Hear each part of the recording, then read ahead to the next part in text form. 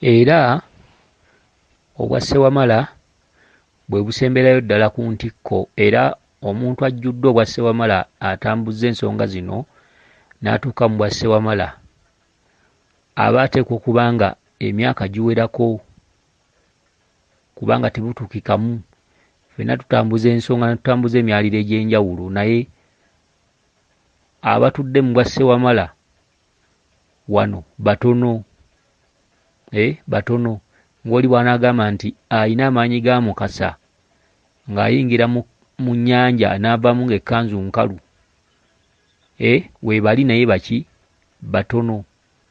Tukigeraageranya bwe tutyo nti si buli alinnyibwako Mukasa nti anaatuula ku kaliba akeerere nga si lyato ne kamusomosa. Tuyina abantu ababeera babukadde amaanyi ga Mukasa nga baagasamira ne gabajjula n'abambala buziina, n'ateeka akaliba ku nnyanja n'atuulako ne kamusomosa. Abo nno tebatera kusangika. Oba oli n'ayingira mu nnyanja nga n'ekkanzu n'avaamu nga nkalu, batono ddala wano. Akati n'obwa Ssewamala bwe buli, ndawula mu kitundutundu eky'obwa Ssewamala ate abatatuddeeyo nga ndawula. Era bw'ogenda wa Ssewamala, ogenda wa Ssewamala omumalansonga.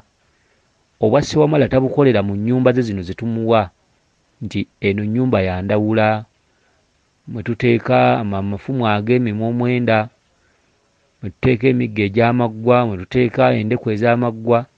Ate omwo si mwakolera obwa Ssewamala. Omwo aba atuuliddemu mu bwa ndawula, mu bwa Ssewaswa. Ekyo kitundutundu mwaliiro mulamba, era tugusamira ogwa ndawula.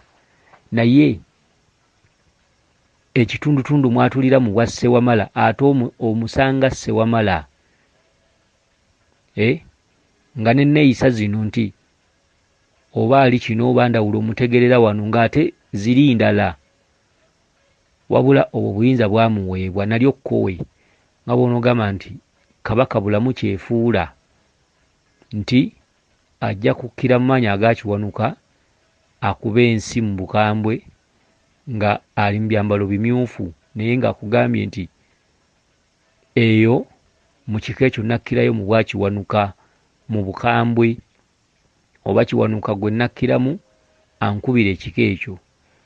Akati omusambwa ndawula mu bwa Ssewamala gwefuuliramu bwefuulizi,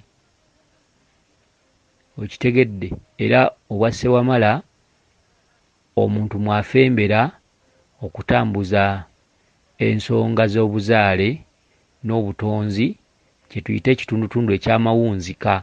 Katonda mwe yawunzikira ensi, naffe bwe tuba tunoonya ensonga ez'emyaliro nga tusuumusa obuzaale ne tudda mu butonzi. Mu kuwunzika ensonga ezo tuziwunzikira mu bwa Ssewamala, era yakoonamu sitampu. Okitegedde. Amaanyi gano gonna gonna gabaako we gakoma. Bw'owa Ddungu ebibye ng'akusindika ewa gundi, bw'owa gundi ebibye ng'akusindika ewa gundi, bw'owa gundi ebibye ng'akusindika ewa gundi, paka mu bwa Ssewamala. Era ye sisitimu Katonda mwe yatondera ensi nti olunaku olw'Emmande yatonda kino, olwokubiri n'atonda kino, olwokuna n'atonda kino, olwokutaano n'atonda kino, ate n'atuuka ku lunaku mwe yawunzikira ensi lwe lwa Ssewamala. Naye teri Ssewamala yeetengeredde nti musambwa Ssewamala guuguno gutudde gindi. Era bw'osanga obwa Ssewamala maanyi ga musambwa mu kwefuula nti gaweebwa musambwa ki. Musambwa ki ogutudde mu bwa Ssewamala?